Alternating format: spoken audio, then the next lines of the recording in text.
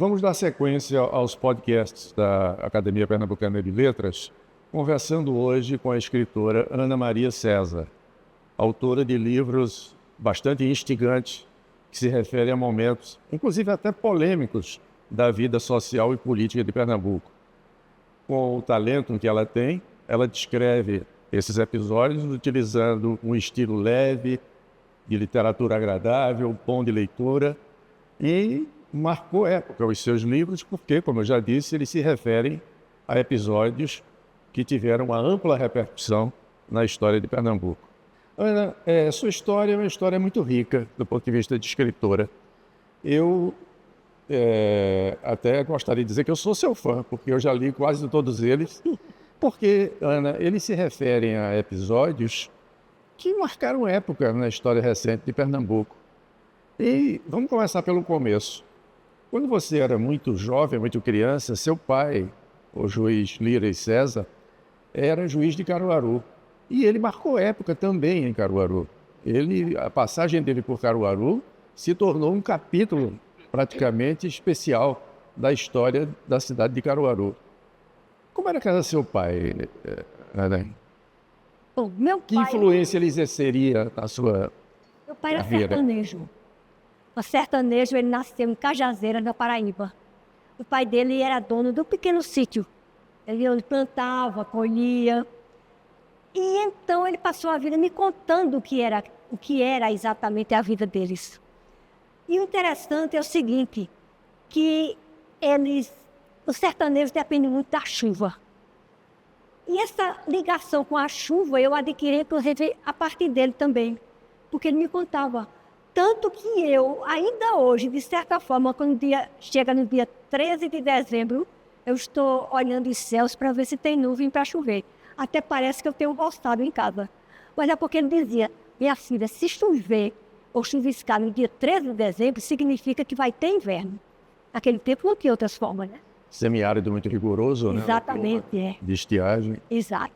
Então ele dizia o seguinte, aí tem que esperar as chuvas do Caju, que são janeiro. Se não chover, aí vamos esperar fevereiro, mas quando entra março, se não chover, o sertanejo espera o dia 19 de março.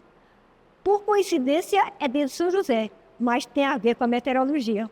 Então, se não chover até então, ele perde as esperanças. Assim foi 1915.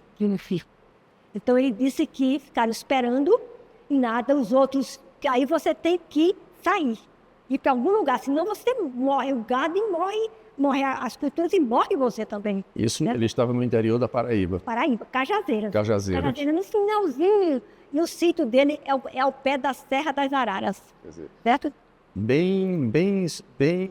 Quase Ceará. Quase Ceará, isso. Aquilo ali é o sertão mesmo, violento. É. Então ele disse que nesse ano, quando chegou em junho, ainda esperaram até junho, então eles tiveram o quê? Era ele, 12 anos, meu avô, minha avó, a minha tia, que inclusive com o marido estava grávida, o vaqueiro e a mulher do vaqueiro. Então, eles colocaram o gado que tinha sobrado de estrada fora e foram 11 dias a pé de Cajazeiras à encosta da Serra da Borborema, onde, de um modo geral, o sertanejo se arrancha, porque a expressão é essa, se arrancha para esperar as chuvas. Então ele foi para lá. Agora o interessante, dando um salto, é que quando ele estava como presidente do Tribunal de Justiça, o governador era Paulo Guerra. E em conversa, ele descobriu que ele esteve na fazenda do avô de Paulo Guerra, ranchado exatamente. Na Serra da Borborema. Serra da Borborema, exatamente. Onde era... A família de Paulo Guerra tinha uma fazenda lá, salvo engano meu, o nome da fazenda era Feijão. Acho que ele não lembrava. Então, bom, agora imagine depois essa história. Veja, essas histórias chegavam a mim numa época que eu morava, digamos, em Carpina, em que não havia histórias de Disney, nem história de Trancoso, nem filme, meu Deus do céu, nem existia, nem revistia, nem livro. Quer dizer, o meu imaginário infantil, ele todo foi trabalhado em cima dessas histórias.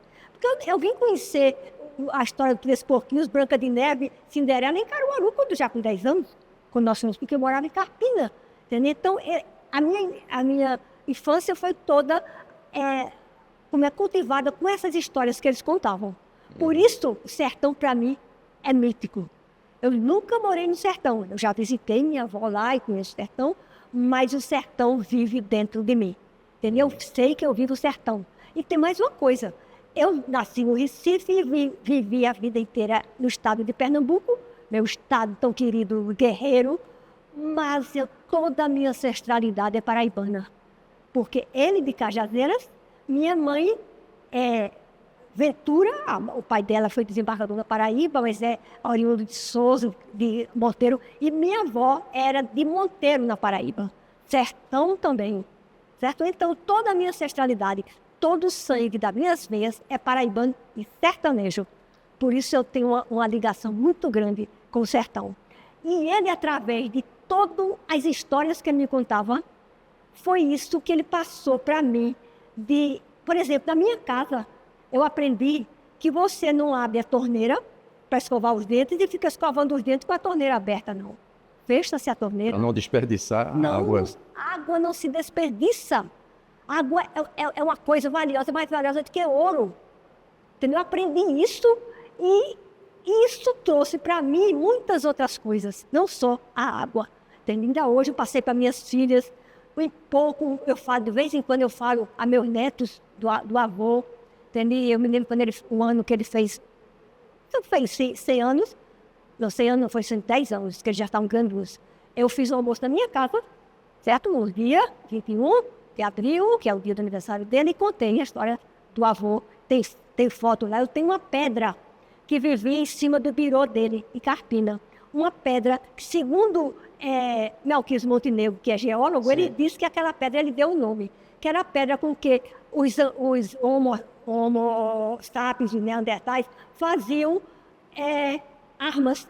Eles colocavam, ele disse o nome, eu não lembro, e está lá, bem lisinha, entende? E essa foi talvez uma das primeiras lembranças que eu tenho em cima do birô. Pequena, botava a mão em cima. Entende?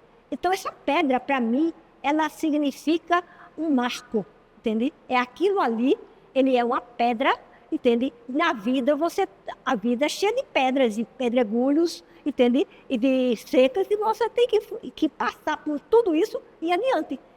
Foi ele que me deu, posso dizer, o norte da minha vida. Sem palavras, assim. Ele não chegava para dizer, minha filha, você tem que fazer isso, tem que fazer aquilo. Não, certo? Eu me lembro que Zé Paulo, um dia desse, que Zé Paulo só me chama filha do juiz. Zé Paulo Cavalcante. Cavalcante, nosso colega aqui, ele não me chama pelo nome. Vai, filha do juiz. Um dia desse ele sentou-se junto e me perguntou, você se lembra de seu pai todo dia? Eu digo, lembro. Lembro porque as histórias que ele me passou, só com exemplo, foram suficientes. Ele era desembargador já e nós morávamos na Boa Vista. E um dia, de manhã, na segunda-feira, chega a mamãe com a vizinha estava com um processo na mão dele. Entende? Ele ia julgar naquela tarde e a pessoa contou todo o caso dela. Entende? Certo, estou indo para lá, entende? Eu ouvi. Quando chega mais tarde, antes dele chegar, a vizinha vem correndo. Dona Áurea, doutor Lira voltou contra mim. A mãe ficou, entende? Pânico quando ele chegou, mas menina, como é que você vota contra a dona fulana, nossa vizinha? Ele me disse, ela estava de um lado e a lei do outro. Travei, sabe? Ainda hoje, para mim, é isso. Esse é o princípio basilar de um juiz. De um juiz, exatamente. E hoje, no mundo que a gente vive, nem sempre isso tem sido observado, não é? Tem sido tido como um parâmetro do comportamento, não é? A gente vê de vez em quando escândalos, pense, não é o nosso assunto aqui. Mas esse livro... Saiu por isso. Quer dizer, eu me tornei escritora a partir de... Por quê? Porque ao lado da minha vivência em Caruaru, que eu era uma garota, eu não tenho a menor ideia de ter ideia do que ele estava fazendo em Caruaru. Entende? Os mais velhos é que podem dizer para a gente o que era. Ele chegou em Caruaru e viu os meninos sendo presos, porque eram delinquentes, como chamavam. Roubavam na feira, roubavam assim. E ele dizia, não pode, essas crianças prendia e soltava. E podia ficar na cadeia. tem que ter um abrigo. Aí o pessoal dizia, mas esse juiz pensa que chegou aqui um dia desse, que Caruaru tem condições de fazer um abrigo. Aí, sim, bom, ele não sabia que era impossível, aí foi e fez. Ele conseguiu no estado um terreno, ali no Alto Vassoural, 11 hectares, e com os vereadores, deputados e o povo da cidade conseguiu dinheiro e levantou o prédio e tirou esses meninos da cadeia, os primeiros 20. E nesse livro eu tenho as fotos, os meninos quando saíram da cadeia, tudo maltrapilho, pé descalço, eles foram para lá. E ele com a máquina fotográfica, quer dizer, ele já tinha ideia da importância de registro. Isso, por isso talvez tenha ficado na minha cabeça. Qualquer momento importante, e veja, poucas pessoas tinham máquina fotográfica naquela época. Ele tinha máquina, os meninos fotografando os meninos. Eu estava de férias, quando eu cheguei, estava aquele bando de meninos lá, ele já tudo arrumadinho, tudo com farda, e sábado de tarde, domingo de manhã, eles iam para lá, para cuidar do abrigo, e eu ia para brincar com os meninos, porque eu era filha única, aí adorava aquele bando de menino para brincar, porque eu não tinha ideia de que era menino abandonado, delinquente ou o que fosse, bando de meninos com 12, 13, 14, 15, 16 anos, certo? A gente ia jogar, botava uma linha assim, ia jogar a bola por cima, tinha uma bola, levava. Bom, passaram-se os tempos, eu fui embora, vim para o Recife, fiz faculdade. Quando eu encontrava alguém de Caruaru, ele dizia assim, Ana Maria, essa semana, nós tivemos uma reunião no Rotary, ou na reunião em tal lugar, na Câmara dos Vereadores, todo mundo se lembrou do doutor Lira.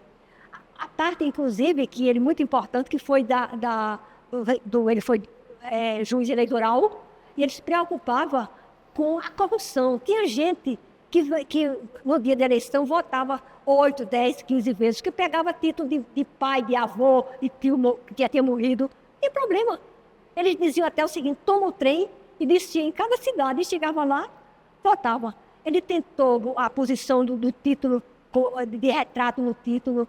Ele lutou contra os currais, você se lembra? Eu tinha um pertinho da minha casa, eu não sabia nem o que era, mas eu gostava daquele movimento todo. E eu então vim para casa e quando fui fazer a arrumação na casa dele, eu encontrei em caixas, toda a documentação que eu poderia precisar.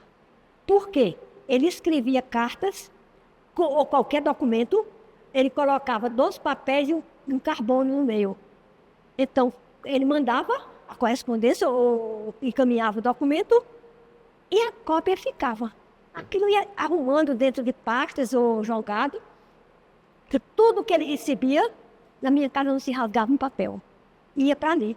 Quando eu vi a riqueza que eu tinha em mãos, tendo cartas para o secretário do Interior e Justiça, o relatório do crime de Padre Osana, e muitas coisas, então eu organizei, fui para Caruaru, fui de trem, levando minhas filhas para elas conhecerem o que era trem, porque trem para mim é, entende, a coisa mais importante, porque para mim é o tempo e o espaço, que é o trem. Fui para lá, fui ao cartório, tirei muitos documentos e juntei, voltei, me sentei, peguei papel e caneta, que era assim que escrevia, e sem nunca ter escrito nada, a não ser essas coisas que a gente escreve quando é adolescente e jovem e tudo, crônicas, uma poesia, coisas que eu já rasguei, que não tinha valor, e sentei e escrevi esse livro. Que depois, anos depois eu olhava, mas como é que eu pude escrever isso? Porque chegou a hora. Porque esse livro, a gente percebe claramente que além de ser uma história, né, vivida por seu pai, também tem um tom autobiográfico bem acentuado, né? Tem. Aí foi que eu descobri a importância da história, entende? Como registro. Porque a história só existe porque existe o registro da história. Sem registro não tem história. Tanto que existe a pré-história, né? Verdade. Não tem. Aí foi que eu descobri na prática. Ninguém nunca me disse, olha, a história tem que ser registrada, os fatos do cotidiano devem ser registrados. Não.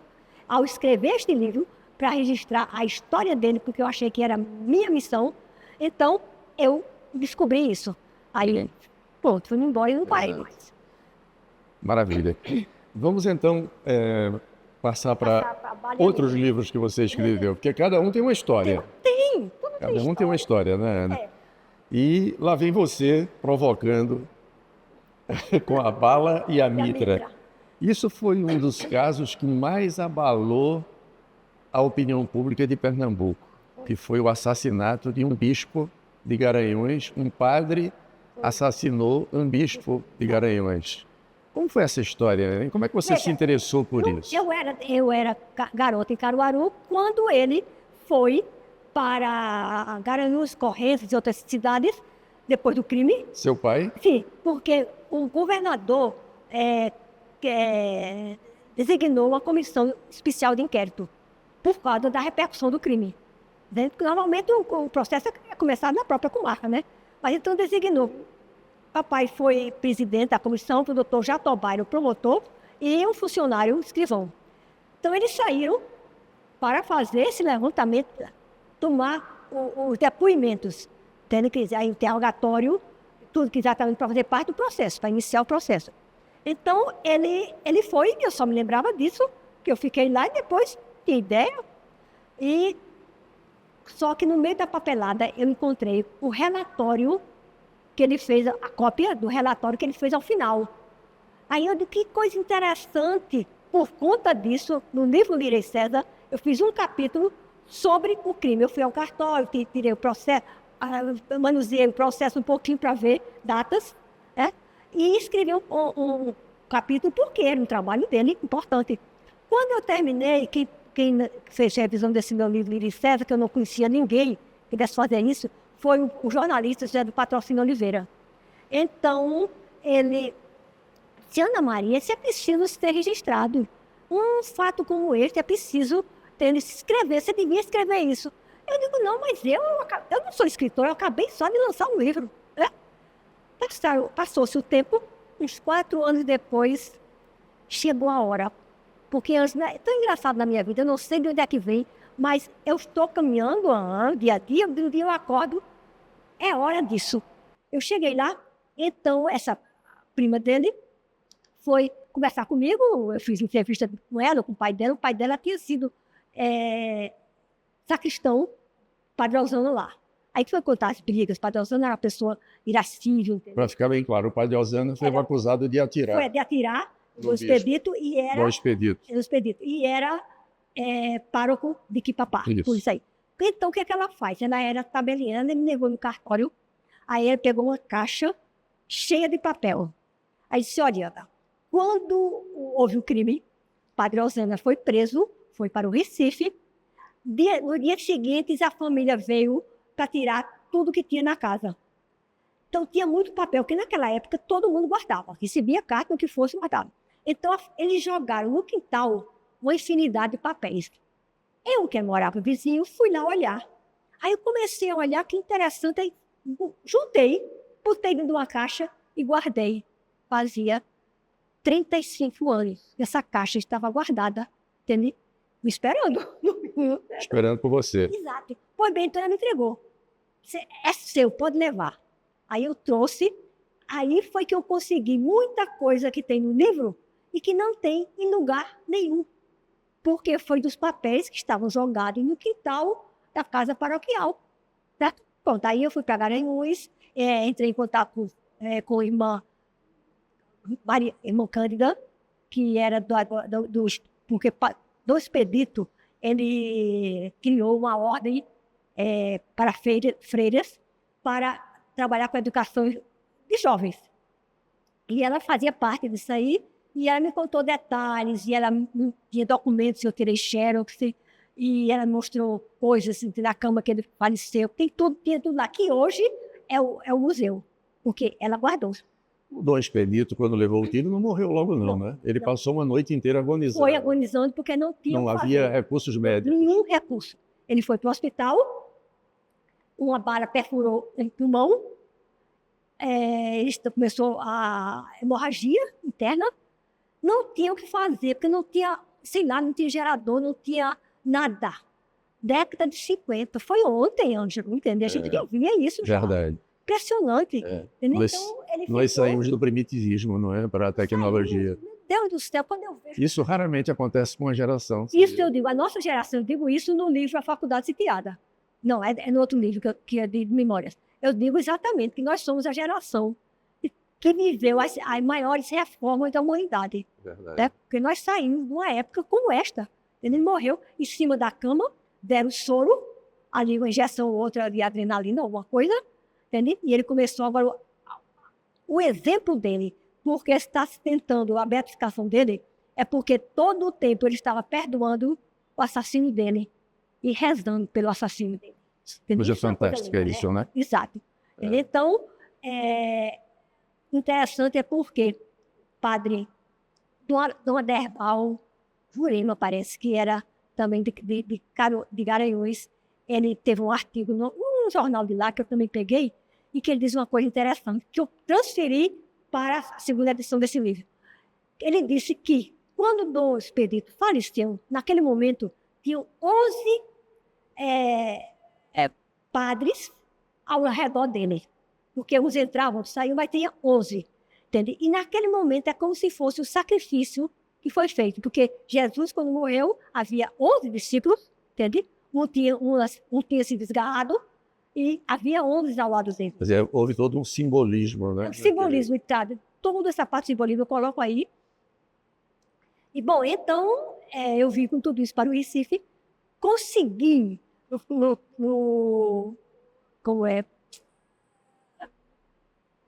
lá onde tinha o processo, onde o processo estava arquivado não, estava no processo, Conseguiu ter acesso ao processo? Ao processo e consegui trazer para casa, porque eram 5 volumes desse tamanho. Imagina. E eu xeroquei todos os interrogatórios, todos, porque a história está, entende? Daquelas pessoas que viveram e responderam de imediato.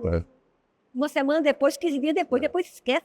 É verdade. Esquece detalhes. As pessoas que falaram sobre o impacto ainda, né? Tudo, entendeu? Foi o que aconteceu. Que horas, entende? Por exemplo, a hora que ele entrou no raio difusora, que ele queria falar, porque ele sabia que ia dar um decreto de suspensão. Porque o problema foi o decreto de suspensão, que ia iniciar na segunda-feira, 1º de julho, e que, de acordo com esse decreto que ele já tinha recebido, ele não poderia mais atuar nenhum ato da igreja, nem celebrar a missa. De manhã, ele acordou, celebrou a missa, pegou o trem e foi para Garanhuns. Porque ele queria ir para a rádio dar as explicações dele. A versão dele. Ele era meio paranoico, ele tinha problemas, não era...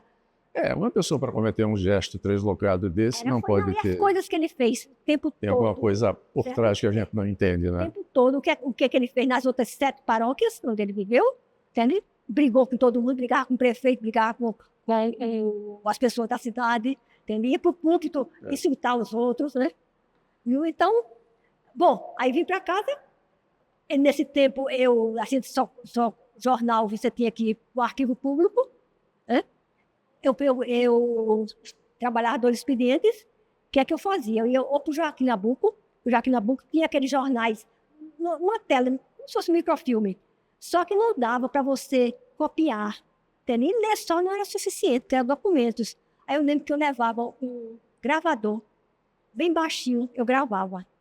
E depois eu chegava em casa e botava um gravador junto do computador e ia, entende?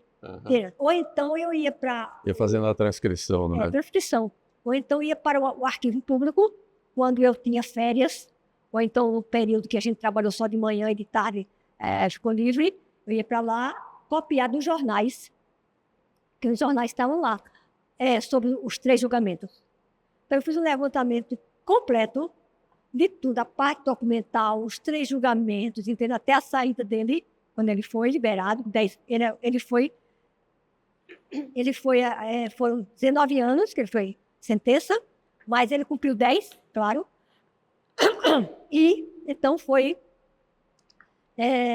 voltou para Correntes, que era a cidade dele, onde ele tinha uma fazenda. Pois é. E aqui está reunido toda essa história desse caso que abalou o Pernambuco e até mesmo o país, né? Exatamente, só que a história não termina quando eu coloquei ponto final. Só que eu não sabia que a história não acabava. Eu só vim saber nas outras edições, certo? Mas se você quiser, eu já vou lá nela. Vamos sim. Vamos. Então, exatamente... Você continuou a história, você escreveu outros livros dando continuidade. Eu fiz a edição foi minha, eu fiz 1000 exemplares, correu o Brasil todo. No dia do lançamento do livro, essa é a segunda, certo? No dia do lançamento do livro, TV Jornal do Comércio deu uma entrevista e a Globo também saiu. Então, vendeu muito o livro. Eu cheguei aí para a TV, aquele sem censura, para falar sobre o livro. Pronto, e vim embora, o livro acabou, esgotou, e fiquei alguns em casa. E pronto, o tempo passou. Quando chegou em 2006, 2007, ia fazer 50 anos, eu recebi a visita do Frei Francisco, que é quem estava fazendo, ele era o presidente da comissão julgadora para a canonização de Dom Expedito. Ele tinha que fazer todo o levantamento da vida pregressa toda de Dom Expedito. Desde criança, ele foi para Piauí, para os lugares todos onde ele esteve, e fez isso. E não me conhecia, nem tinha o livro, porque o livro estava esgotado. E também um outro rapaz que estava fazendo um trabalho, já tinha dado vários materiais para a professora dele, ele morava lá no Ceará. Então eles ligaram para mim que eu podia ir na minha casa, foram lá, eu ainda até tinha alguns exemplares, dei um a cada um. E então a gente conversou muito, e eles lembraram, para o ano faz 50 anos. Aí eu digo, não estava lembrada. Aí eu lembrei que quando, na década de 90 ainda, eu fui visitada por um professor de Toulouse, que é brasilianista. Ele já tinha escrito um livro sobre Dom foi bispo aqui muito tempo, aqui no Recife. Antônio? Não antes, não, depois. Daqui a pouco eu lembro o nome dele. Câmara. Dom Helder? Dom Helder Câmara. Certo? Eu já tinha escrito um livro sobre Dom Helder. E aqui no Brasil ele soube desse crime que ele não sabia. Então ele veio, me procurou, eu dei um livro, e ele então começou a vir aqui ao Brasil, eu dei todo o meu acervo, abri tudo. Ele levava, tirava xerox, voltava, a gente conversava. Da última vez que ele veio, ele disse assim, Ana, eu estive agora me despedindo, fui lá a Garanhuns e falando com lá na diocese, um bispo de lá, outro, entende? Ele disse, ele me entregou vários documentos importantíssimos na história do crime. Ele disse até uma coisa assim, meio pesada. Ele disse, parece que os brasileiros confiam mais nos estrangeiros do que nos próprios brasileiros. Porque eu tinha ido lá, não tinha nada, certo? Aí o que foi? As cartas, correspondência, entende? De Maria José. Maria José era prima de Padre Osana, que na época apareceu grávida. E ele dizia que tinha sido um viajante. E ninguém, não se disse que era dele porque não tinha prova. Não tinha prova, não havia na época exame dele. Não. E ela desapareceu, tudo. Bom, então ele disse... Bom, ele tinha falado sobre isso e tinha ido embora. Aí eu tá certo. Aí eu entrei com um e-mail para ele, pedi os documentos. Ele mandou tudo por e-mail para mim. Eu tirei cópia, aí é que eu fingi. A resposta estava toda lá. Quer dizer, os documentos estavam lá. Quer dizer, os documentos que o Dom Helder Câmara lhe repassou. Não, os documentos que, veja bem, o bispo de Garanhuns, na época, não lembro o nome dele, passou para ele e não passou para mim. Eu não sabia. Perfeito. Agora, o difícil hoje em dia, por exemplo, Dom Paulo Jacques foi quem escreveu o prefácio da terceira edição. Ele tem tudo isso que eu dei para ele. Dom Paulo Jacques, que nosso arcebispo, era na época bispo de Garanhuns. Quando eu entrei em contato com ele, só existia a segunda edição. Então, ele disse como é, porque, veja bem, isso aqui, esses documentos prova que Dom Expedito já sabia de tudo, mas a Maria José, nas correspondências, tinha pedido que não fosse dito que tinha sido ela. Então, muita gente dizia, ele foi rígido demais, entendeu? Era um bispo que queria cumprir o dever demais, entendeu? Todo mundo, os outros padres não gostavam dele, qualquer coisa assim, mas ele sabia de tudo. Ele teve motivo demais para afastar Dom Expedito, do Padre Osana. Ele tinha motivo demais, e não disse. Então, aí é que está. Se esses documentos não tivessem chegado na minha mão... Na primeira edição, né? Na primeira edição eu tinha colocado, mas chegaram no tipo da segunda. Aí por você isso, se viu em... E é importante hoje. Hoje essas cartas correm, porque eu saí passando para outras pessoas, porque, Ângelo, quem detém na mão os documentos da história tem medo de morrer sem passar adiante. Entendeu? Era uma coisa que eu tinha medo. Então eu saí passando, passei para ele passou para outras pessoas, já tem livros sobre essas cartas. Certo? Então, tanto que a segunda edição, que saiu no cinquentenário, é assim, a Bala e a Mitra, Novos Tempos e Verdades Antigas. Novos Tempos era sobre o assassinato de Padre Osana, que ele foi morto. Ele foi assassinado, possivelmente por ladrões. Mas houve um julgamento, porque a imprensa pedia quase alguém para culpar, mas não tinha nada a ver, tantas pessoas são soltas. E com relação ao processo de beatificação, eram novos tempos e verdades antigas nas cartas. Tanto que a segunda edição, ele tem a primeira do jeito que está, eu não mexi. E depois, então, vem a segunda parte. A segunda parte é que vem, eu falo sobre o assassinato de Osana, falo sobre o processo e, finalmente, verdades antigas. Aí eu corto das cartas e mostro, entendeu? Aí mostro, aí é que eu digo, que aí é que eu fui percebendo ainda mais o que foi do expedito, entendeu? Que ele não contou, porque ele talvez nem achasse que devia, porque ele não imaginava que Padre Osana fosse fazer um ato deslocado daquele.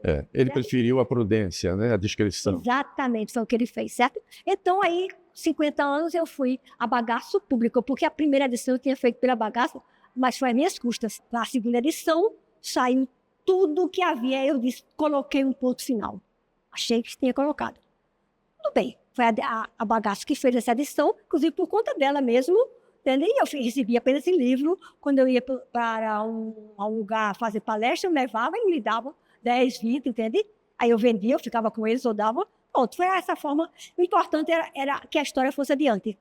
Aí passou-se o tempo, aí veio a pandemia, eu tinha poucos livros em casa e a bagaço já estava, todas as editoras, com dificuldades para enfrentar naquela época.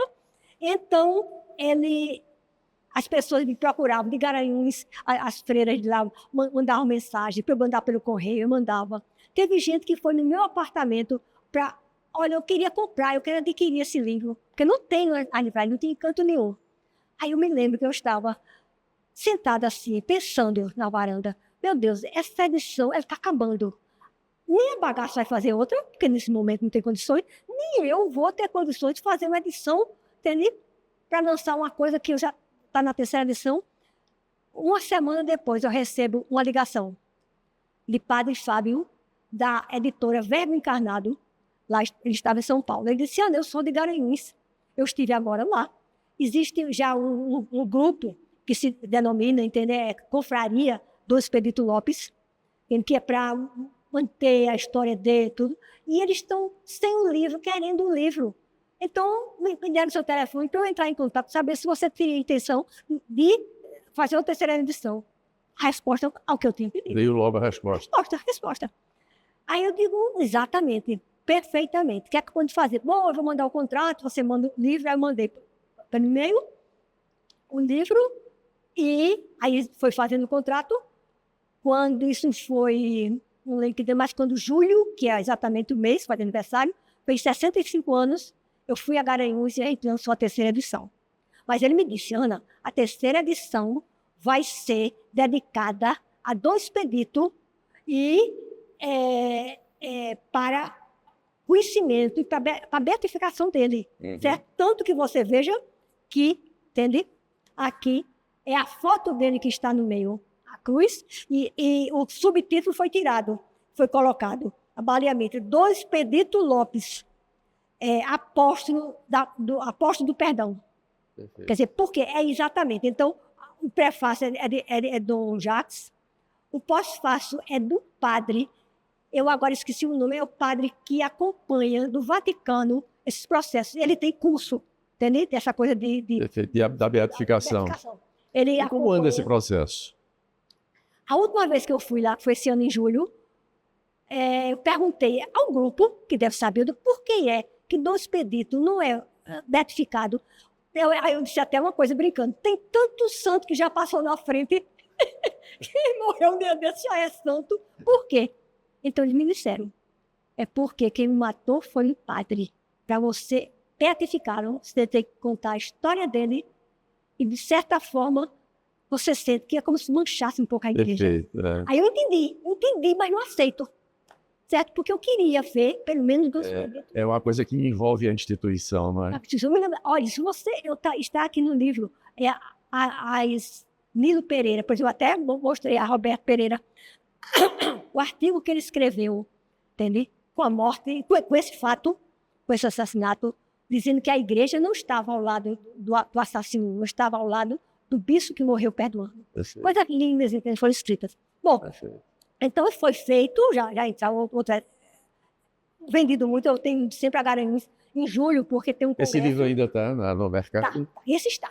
Quando as pessoas perguntam, Deixa eu mostrar aqui para esse está. A Bala e a Se não Mitra, encontrar, que é um dos casos que abalou mesmo Pernambuco. abalou Pernambuco e eu achei O assassinato. Na época abalou o mundo. É, Depois esqueceram, né? isso ocupou semanas e até meses na mídia. Foi mídia, porque só havia 3 casos. Um fato de grande repercussão. Foi.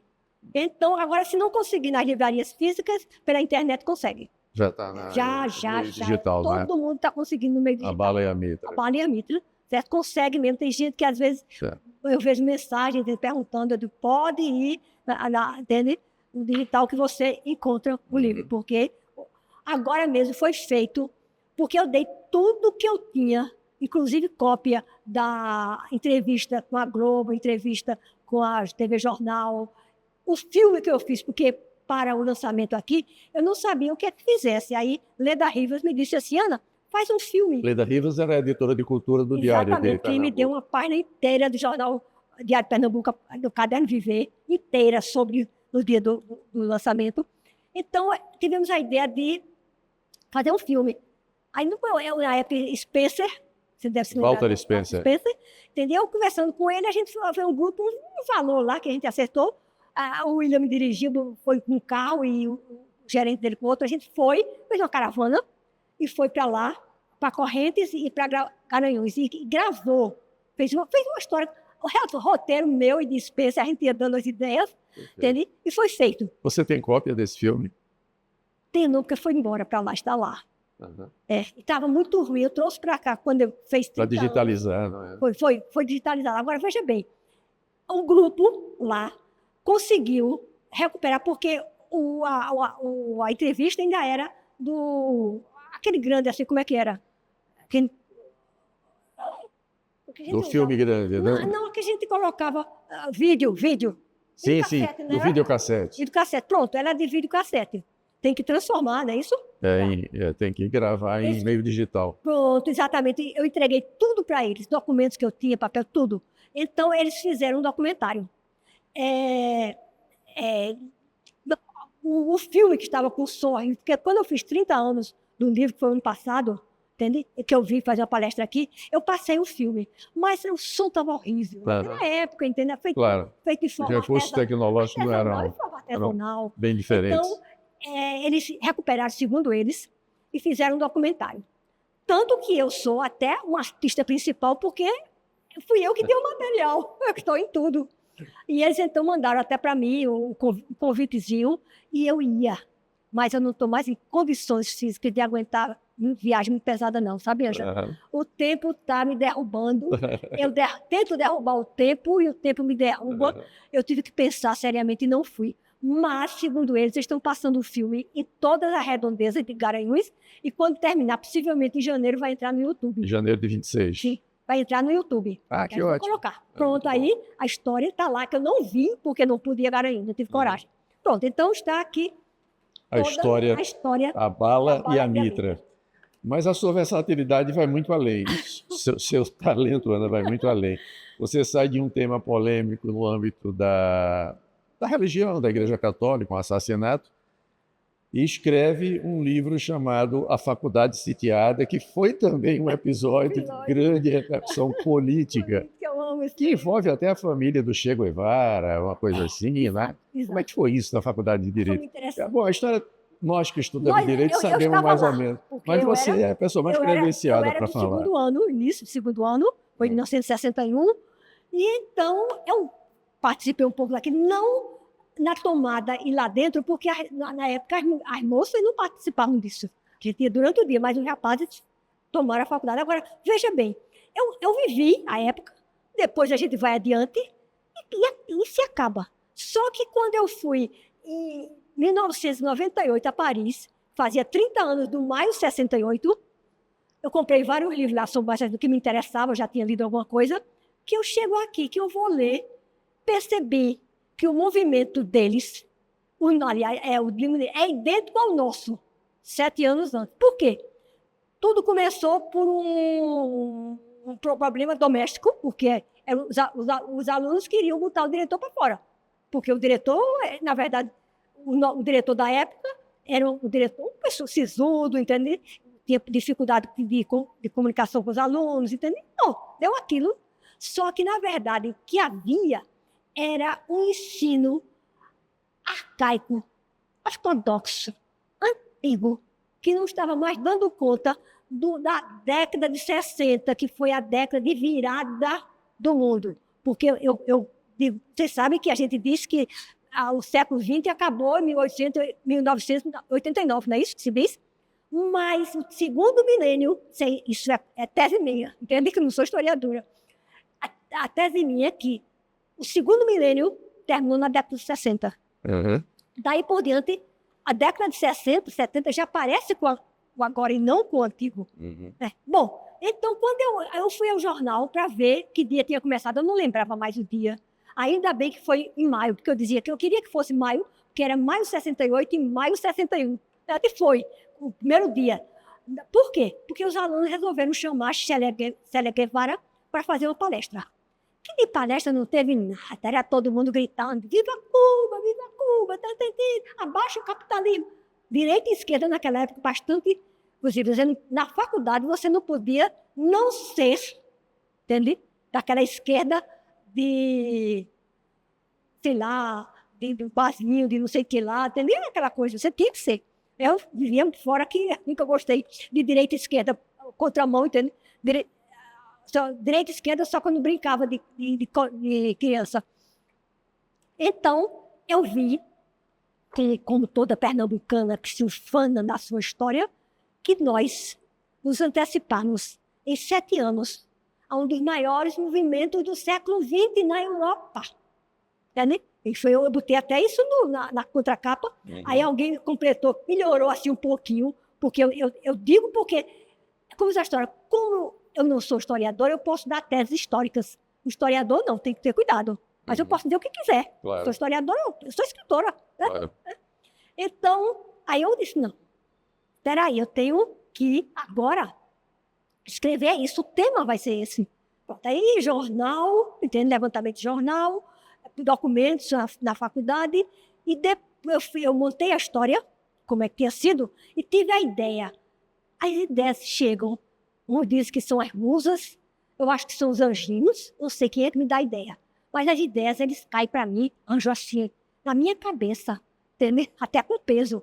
A ideia foi pegar depoimento das pessoas que participaram. Então, peguei colegas de direito, medicina, engenharia, um dava um endereço do outro, né? Foi dando. Professores, Nilzado Carneiro Leão, nosso colega daqui, deu um depoimento belíssimo, como era a faculdade naquela época. Ele dizia, olha, era tudo tão espontâneo, era tudo tão natural. Os rapazes, você conhece aqueles bancos assim, de tarisca? Ele dizia, os rapazes eles não sentam no banco, eles sentam nessa parte de cima e botam os pés em cima. Era costume da época, e ele achava que não entendia, ele se passava, conversava com todo mundo, e deu um depoimento muito bonito. E também autoridades, eu consegui para Pelópio Silveira. Pelópio Silveira era o vice-governador na época. Por acaso, Cid tinha viajado... Era vice-governador? Vice-governador. Cid tinha viajado para o sul, para alguma coisa, entende? E demorou um pouco, e ele ficou como governador. Quando aconteceu, então, ele que era uma situação ambígua, porque ele era de esquerda, entendeu? Então, mas ele enfrentou muito bem toda a crise, certo? Adiante e tudo. Pelópio Silveira, ele era um homem de muito bom senso. Muito bom senso. Eu o conheci por ocasião disso, porque quando eu liguei para ele pedir, ele disse, você pode trazer um livro para mim? E eu levei a cópia, né, para ele.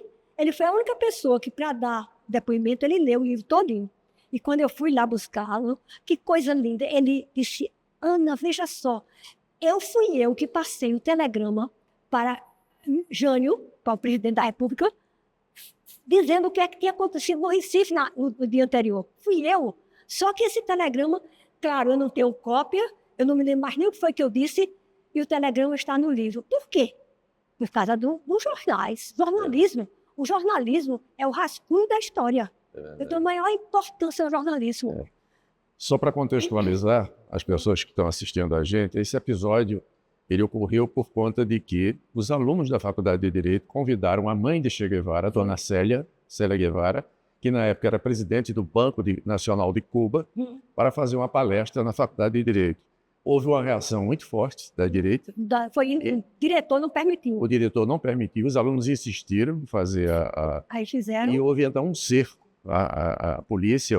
Não, primeiro eles mandaram desligar a luz. Sim, primeiro desligaram a luz. E eles foram na esquina, compraram vela e fizeram a tal... Desligaram as luzes da faculdade. Aí os alunos compraram velas. Colocou em cima das mesas, mas de palestra não teve nada, como eu disse a você. Sim, a palestra era só... Depois saíram, tem tudo atrás. Era um movimento, na verdade. Só que o dia seguinte foi um feriado de Corpus Christi. Na sexta-feira eles foram para a aula e souberam que o diretor iria punir todos eles que participaram. Né? Passar o dia todo. Tem a turma da manhã, era uma turma menorzinha. Eu era da turma da manhã, inclusive nosso companheiro Silvio Neves Batista. Mas a turma da noite era bem maior e bem mais movimentada. Então, quando terminou a aula da noite, eles chegaram para os funcionários e disseram: agora me entreguem as chaves e podem ir embora. Os funcionários saíram, eles fecharam a faculdade por dentro e ficaram dentro da faculdade, exigindo a admissão do diretor. Os alunos ficaram dentro da faculdade. Exatamente. No dia seguinte... resolveram fazer uma vigília. Amanheceu o dia, cheio de cartaz na frente, ninguém nem passava por perto. Quem era o presidente do diretório? Era... Marco Maciel. Marco Maciel. Exatamente. E ele me deu um depoimento belíssimo, certo? Porque eu fui exatamente lá, em Boa Viagem, lá, e ele falou. E ele disse uma coisa que eu, ao escrever o livro, eu tinha desconfiança, mas eu não tinha respaldo político para dizer uma coisa daquela. E ele disse, entendeu? Ele disse o seguinte: aquilo ali, porque aí é que estava, houve tudo isso, veio o ministro de Educação para resolver, não resolveu porque os alunos continuaram lá, porque não... Né? E então Jânio Quadros mandou as Forças Armadas com tanques de guerra de madrugada pelas ruas do Recife, com aqueles tanques velho, e as Forças Armadas entendem de metralhadora. Que arma é aquela? Metralhadora? Pode ser, não lembro. Não sei, entendeu? Aí fizeram um campo de guerra. Amanheceu o dia, eles tudo ali... Rastejavam no Parque 13 de Maio. Rastejando. Colocaram de madrugada os alunos, tiraram todos os alunos de dentro, botaram para fora, amanheceu deles lá de fora, e eles tomaram a faculdade. Pronto, amanheceu o dia assim. Mas você falava que Marco Maciel tinha dito... Era. Exatamente, o que ele disse foi o seguinte: olha, Ana, aquilo foi Jânio Quadros, que já tinha ideias, entende, da cabeça de testar a sociedade. Porque uma greve de estudante, naquela época, o estudante não tinha nem um canivete. Você mandar as Forças Armadas com tanque de guerra para retirar os alunos de dentro da faculdade e fazer um cerco, era um cerco, que esse cerco começou a aumentar, tinha linhas de ônibus que tinham que desviar. Foi uma coisa terrível na cidade do Recife naquela época. Agora, por quê? Não havia necessidade disso, extrapolou. Por quê? Aí, Marco Maciel disse, porque ele já imaginava que aquilo ali era um teste para a sociedade. Eu vou ver o que é que eu posso fazer. Porque aquilo ali foi em junho. Ele anunciou em agosto. 2-3 meses. Exatamente. Foi junho já, metade... Foi exatamente 2, 3, 4, 5. Você vê, o Jânio Quadros, ele desmantelou a estrutura política do país a tal ponto que ele é responsável pela eclosão do movimento de 64. Exatamente. É uma consequência da renúncia dele. Exatamente. Bom, então, eu peguei depoimento de 18 pessoas. Inclusive de Pelópolis, que ficou muito feliz de ver o telegrama dele, e pronto, aí juntei, aí agora eu faço uma ligação com o Maio 68. Aí eu pesquisei Maio 68, sim, mostrei, entende, o que foi Maio 68, e depois eu fiz a ligação. A similaridade, né? Pronto, a similaridade. Mostrei. Entre o movimento do Recife e o movimento em Paris. O mundo estava vivendo. A gente acha que ele é muito grande, mas não, ele é pequenininho.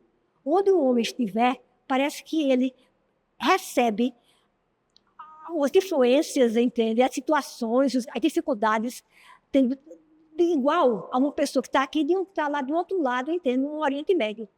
Bom, foi a mesma coisa que aconteceu. Certo? Então, Esse, Ana, na minha opinião, é um livro que todo estudante de direito devia ler. veja bem, exatamente, hoje eles vivem brigando para conseguir um livro desse.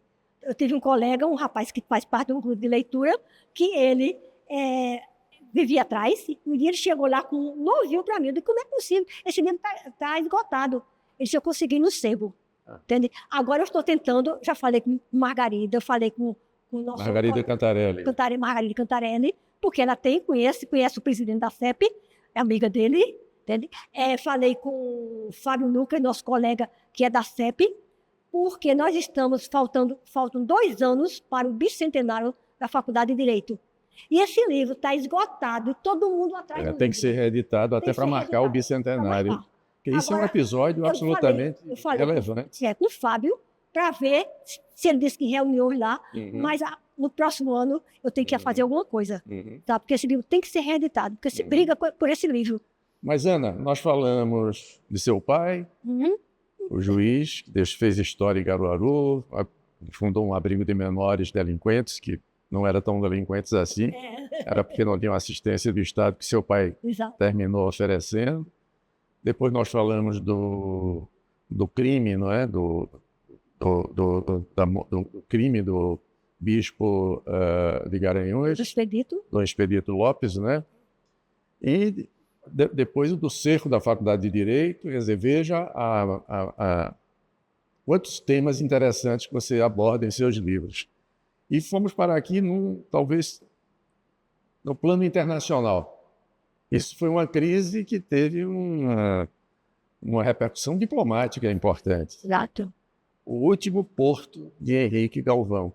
Uma história curiosíssima de um grupo que se rebela contra a ditadura de Antônio Salazar em Portugal, sequestra um navio que vinha, não sei se ele já vinha em direção ao Recife ou se não. Ia para Miami. Ia para Miami, muda a rota do navio e vem exatamente para o Recife. Você vai entregar esse presente à Ana. Exato. Como é que foi essa história, Ana? Foi muito interessante, porque no livro A Faculdade Sitiada, Vamília Chacon, nosso professor da Faculdade de Direito, e foi nosso colega aqui da academia, ele me deu também um depoimento muito bom. E então, quando terminou, que eu mandei o livro para ele, a Faculdade Sitiada, ele ligou para mim de Brasília e disse, Ana Maria, e agora? Eu digo, eu não sei, porque eu ainda estou de ressaca no livro. Estou pensando. Ele disse, olha, aí tem um tema assim que não é muito, não gosto muito não. E a chegada do navio Santa Maria aqui? Eu digo, eu me lembro, foi em 1961, mas aquilo ali eu tinha que ter alguma coisa de Portugal, né? Não, você dá para ir, você vai. Aí ele me animou. Aí eu disse, eu vou pensar. Aí eu pensei, eu digo, não, eu senti que era isso, entendeu?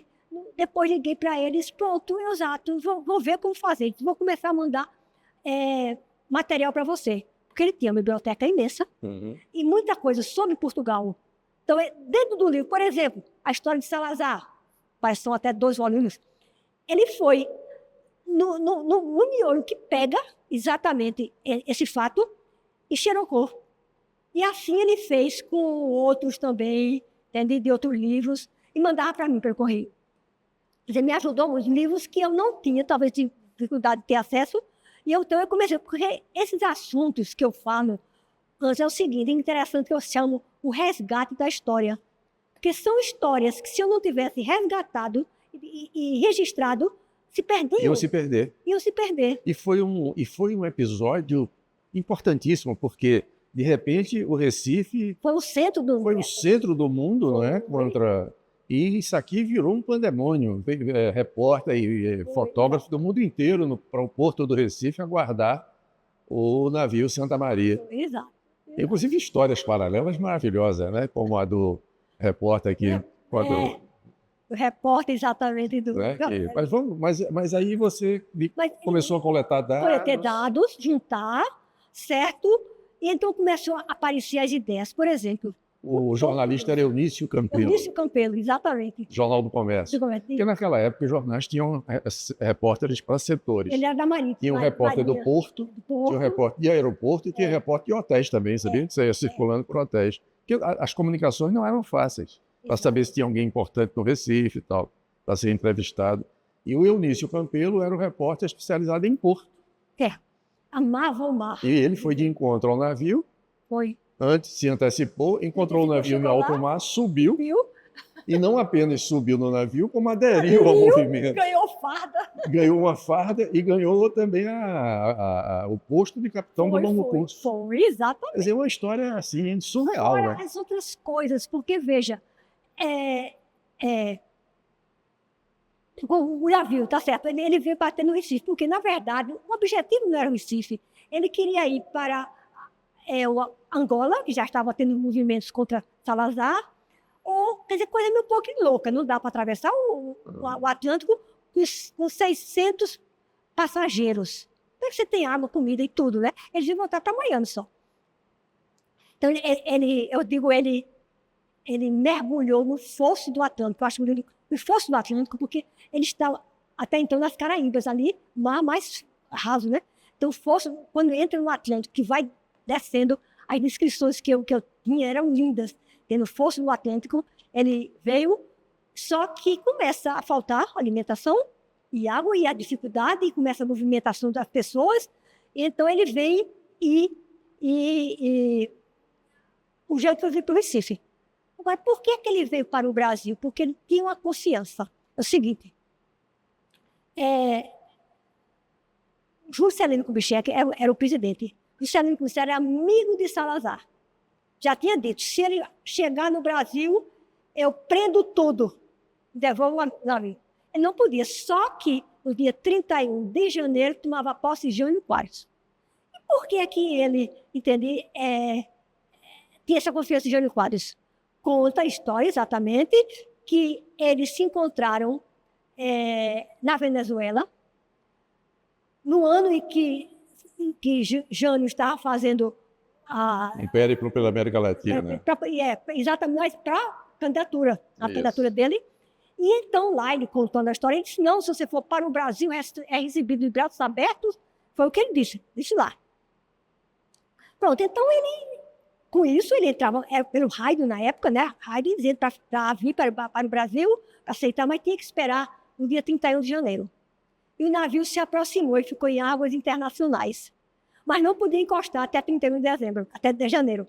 Então, o navio ficou em águas internacionais, para lá e para cá, e até mais ou menos ali o mar de São José da Coroa Grande, por ali, e voltava. E então, a imprensa do mundo inteiro vinha para o Recife. Aí eu digo o Recife foi, por 10 dias, o centro do mundo. Porque todas as notícias saíam assim. Recife, urgente, de qualquer língua, qualquer idioma, qualquer jornal do mundo, as notícias saíam do Recife.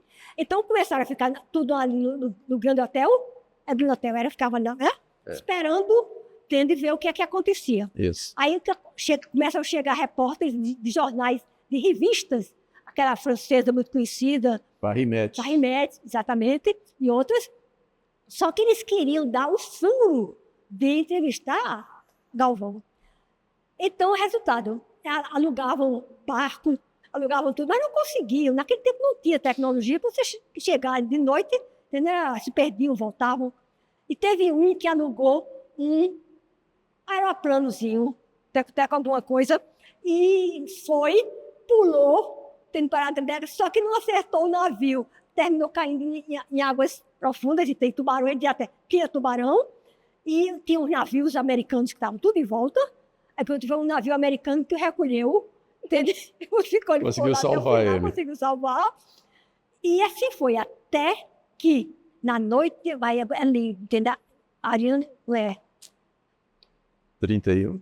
Não, é 31, exatamente, é porque o ministro de janeiro? Não, é o ministro de Assuntos Exteriores. Ariane, meu Deus do céu, o nome dele é 4, são 4 nomes. Bonito, sonoro. Ele estava tomou posse, e ele não foi nem para o jantar, porque ele subiu para o lugar onde estava o comandante para mandar a ordem para o Recife para que o navio pudesse aportar. Certo? Passou a noite trabalhando, Afonso Arinos do Melo Franco. Não estou errada, não. Afonso Arinos do Melo Franco. Afonso Arinos. Isso? Acertei. Eu acho que era. Não posso... Mas... É porque o nome, são 4 nomes, eu acho. Afonso Arinos de Melo Franco. Exatamente. Ele era o ministro que tinha acabado de tomar posse de Exterior e Justiça, e era ele que estava encarregado disso. Ele não foi para o jantar, porque os jornalistas notam tudo isso. A cadeira dele ficou vazia, porque quando terminou a posse, ele foi se encontrar com o comandante do exército que fosse para mandar para o Recife as ordens para que o navio pudesse aportar. 8 horas da manhã o navio aportou. Aí todo mundo desceu, a sociedade e sobretudo os portugueses cuidaram, foi até para o português, porque o pessoal tinha que dar o passaporte, né? Carimbar e tudo. Isso. E os portugueses mandando toneladas de bolos e pães e tudo para o português, para poder dar ceia para o pessoal. E muitos... Por exemplo, a Holanda tinha 20 e tantos, 30, e mandou um avião, essas coisas assim. Aí pronto, a ideia é, mas os 10 dias, entendeu? Foi uma coisa belíssima. E está tudo narrado tudo aqui. Aí, tudo narrado. Maravilha. Detalhes, porque eu gosto de detalhes. Esse é um livro que faz bem a qualquer pernambucano. Como faz? Mas, Ana, vamos dando sequência à nossa conversa, para não se alongar muito, porque cada vez fica mais interessante. Esse seu livro que a gente vai abordar, 3 homens chamados João. Como é que é isso? Quem são esses Joões? João Pessoa, João Dantas e João Suassuna. Todos envolvidos naquele episódio do assassinato de João Pessoa. A tragédia, certo? Que envolveu. Que ocorreu no Recife. Ocorreu exatamente de João Pessoa. A história aqui, começa em João Pessoa, mas termina tragicamente no Recife. E João Suassuna foi assassinado no Rio de Janeiro, quando estava, né? Em poucos dias. Aquilo ali foi tudo, entendeu? Aliás, não, João Pessoa foi antes, porque depois é que eclodiu a Revolução e tal. Que deu origem a... Agora, quer dizer, não é que deu origem, mas que esquentou a eclosão da Revolução de 30. Já está muito esfriado. Agora, por quê? É aquilo que eu lhe contei com relação a Carpina, na época, que eu não tinha, na minha imaginário, não tinha Branca de Neve, Cinderela, Porquinho, não tinha nada. Tinha as histórias da Paraíba, do sertão e da Revolução de 30. Porque tanto minha mãe como meu pai eram da Aliança Liberal. A Aliança Liberal foi um partido criado a partir de João Pessoa, quando ele se negou a acatar a decisão de Washington Luiz de indicar, como sempre foi feito, mas indicar o seu secretário Júlio Prestes. Não estou enganando, Júlio Prestes. Porque naquela época era um presidente de São Paulo, outro de Minas, certo? Só que ele era de São Paulo, de seguida iria ser Minas. O presidente de Minas já estava animado, já preparando, quando ele indicou o secretário dele de São Paulo. Então, começou a confusão começou por aí, certo? Então, o Rio Grande do Sul nunca quis ser vice-presidente. O Rio Grande do Sul queria ser presidente, mas nunca tinha tido a oportunidade. Então, aí o Antônio Carlos, exatamente, de Minas, entra em contato com o Rio Grande do Sul e eles resolvem indicar o nome de Getúlio Vargas para fazer criar, porque até então apenas um nome era indicado, isso para presidente, para governador ou presidente dos estados, o que quer que seja, e era um nome só. Não havia ninguém, as pessoas, os eleitores não tinham noção de escolha, não havia. Desde o início da República, né? Que era a época da oligarquia, né? As oligarquias, até a Revolução de 30 veio derrubar com isso. Então, aquilo foi uma coisa assim, fora do comum. O Recife é um palco, porque eles começaram a campanha da Aliança Liberal pelo Recife, e a vinda deles sem carros, de estrada fora, de João Pessoa para o Recife, sendo esperados na rua do Imperador, entraram pela rua do Imperador, um carro sem capota, João Pessoa, Caio de Lima Cavalcante e uma terceira pessoa, entende? Lá, o pessoal ovacionando. É uma coisa linda. E falando ali daqueles prédios, das balaustradas dos prédios. Ele entraram e pronto, aí foi quando ele veio para o Santa Isabel e lançou a candidatura dele, da Aliança Liberal. Né? Agora, exatamente, meu pai e minha mãe sempre falaram. Na minha casa, entre os quadros dos ancestrais, tinha um quadro lá que era João Pessoa, sabia quem era, entende?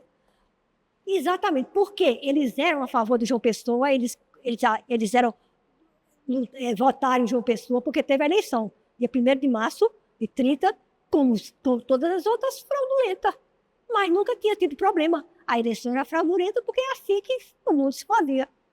Mas então começou o movimento, porque é o seguinte, se você deixa uma fruta no pé, tem um momento de você tirar aquela fruta. Se você não percebe e deixa passar o tempo sem nenhuma providência, ela cai de podre. Exatamente, nos regimes acontece isso. As pessoas estão no status quo. Eu estou bem. Se eu estou bem, não tem que mudar nada. A história da Revolução de 30, meu pai me contou, eu tinha 12 anos, na Praça João Pessoa. Claro que eu não gravei nada, mas aquilo ali era o meu imaginário. Até que quando exatamente eu terminei esse último livro, pronto, agora vai ser o meu último livro de pesquisa e de história, porque eu não tenho mais condições, e eu vou escrever exatamente 30. E uma maravilha de livro, porque conta a história de homens que lutaram, né, pela política e terminaram se envolvendo em episódios trágicos até, não é? E é um livro importantíssimo para compreender a política do Brasil. Brasil, exatamente. Que é um livro que foi a Revolução de 30 mexendo no Brasil. Os personagens são paraibanos, mas a história é uma história que tem a ver com o Recife, com o Brasil, com o Recife, com a então capital, Rio de Janeiro, né? Então, parabéns, Ana, pela sua carreira literária. Obrigada. Suas contribuições são absolutamente relevantes, não é, para Pernambuco e para o país. E foi uma conversa muito agradável. E eu agradeço também porque falar nos meus livros, falar sobre a história, entende? É para mim uma coisa que preenche. Eu não, como dizer a você, esse foi o último, mas eu estou com... Outros virão. Não. Meu pai dizia assim, quando eu queria uma coisa, qualquer coisa, ele dizia que ele comprava, está com satisfeito cheio, ele dizia isso. Exatamente, eu estou com satisfeito cheio. Viu, Niri César? Fiz, entende? O que possivelmente minha missão, ao vim, dei conta, entende? Agora estou tranquila. Maravilha. Escrevendo poesia, crônica, ficção e pronto. Maravilha.